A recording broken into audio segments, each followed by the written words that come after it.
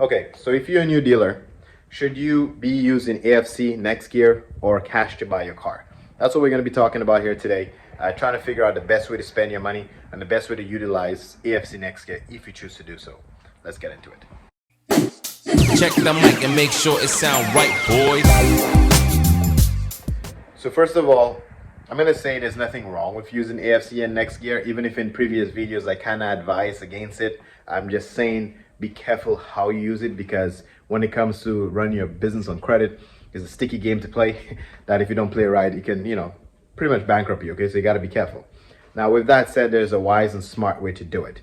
And I like to think, in my experience, if you own 75% of your cars, meaning only 25% of your cars are on AFC or NextGear, either credit line you choose to use, then it's a sweet spot to be in. You're not over leveraged. Most of your cars are owned by you. And the reason being is you never know which cars will sell before the other. You know what I mean? So let's say you have a lot and 75% of the cars are yours, like I'm saying. That means is your own capital tied up in there. And you have another 25% of your inventory by AFC and NextGear. If a car comes due for AFC and NextGear and it didn't sell yet, unless one of your personal cars gets sold, then you can use that money to pay off that one.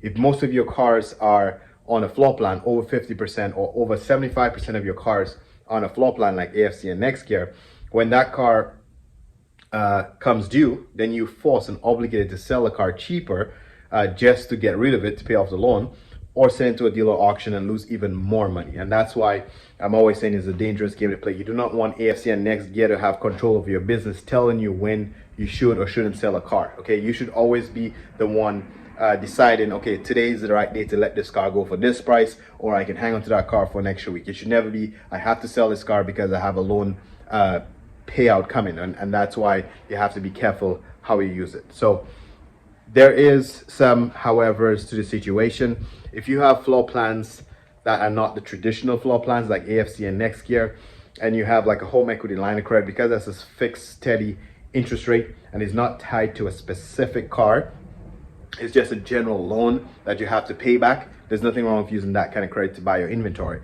A regular line of credit from your bank. If you're lucky enough to have those to run your business on, then you can buy whatever cars you want on credit, okay?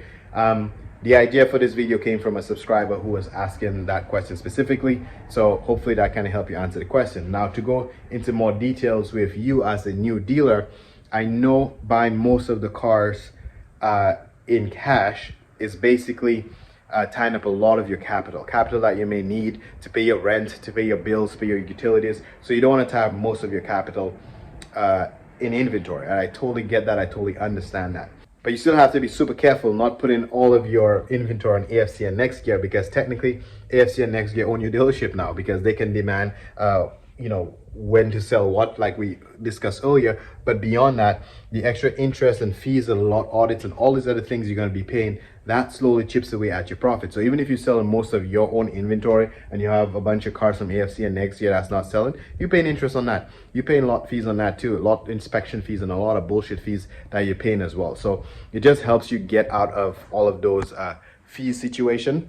And I hope that answers your question clearly. I hope you figure out what I'm saying.